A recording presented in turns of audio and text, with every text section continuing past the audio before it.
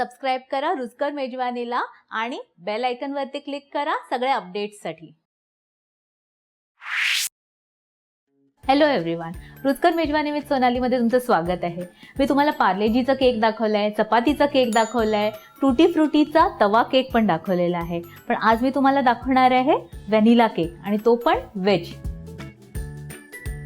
बेकिंगसाठी ना मेजरमेंट्स खूप परफेक्ट असावी लागतात, त्यामुळे त्याच्यात थोडंसं जर इथे तिथे झालं ना तर केक सगळा बिघडतो। मी केकसाठी ना मेजरिंग ग्लास यूज करते आहे, ह्याच्यावरती सगळे मेजर्स दिलेले आहेत, त्यामुळे आपल्याला कॅल्क्युलेट करायला खूप इझी पडतं।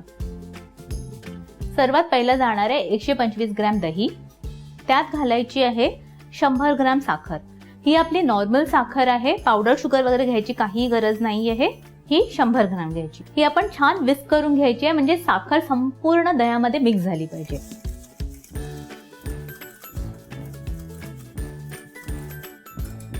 तर ही साखर छान दह्यामध्ये विरघळली आहे, तर ह्यात आता आपण घालणार आहोत 1 टीस्पून बेकिंग पावडर आणि अर्धा टीस्पून बेकिंग सोडा। हे मिक्स करून घेऊया, अगदी हलक्या हाताने हे मिक्स करायचं आहे।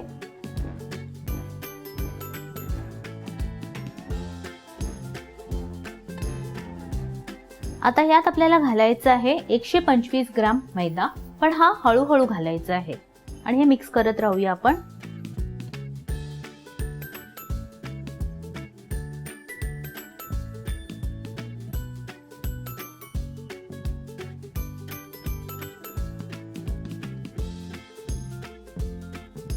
आता यात आपण घालूया 2 टेबलस्पून तेल। तेलाच्या ऐवजी तुम्ही तूपही घालू शकता किंवा बटरही घालू शकता। पुन्हा एकदा मिक्स करूया।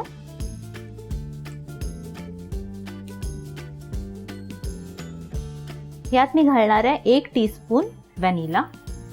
आता हे बॅटर थोडं जाड वाटतं आपल्याला, कधीतरी दही खूप थिक असलं तसं होतं, तर अशा वेळेला आपण थोडंसं दूध घालू शकतो। थोडंसं दूध घालूया, मिक्स करूया।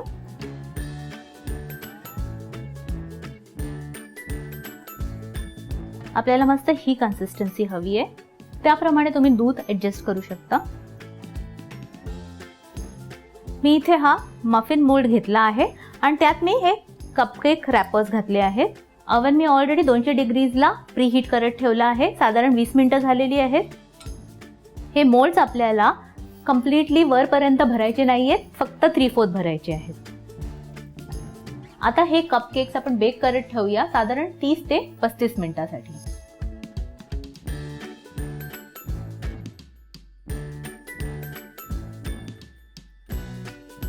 हे आपले कपकेक्स रेडी झाले आहेत। आता थोड्याच दिवसात चिल्ड्रन्स डे येतो आहे, तर तुम्ही पण लहान बना आणि आपल्या मुलांबरोबर हे कपकेक्स डेफिनेटली बनवा आणि कसे झालेले ते मला नक्की कळवायचं आहे। आणि लाईक, शेअर आणि सबस्क्राईब करायचं आहे रुचकर मेजवानीला।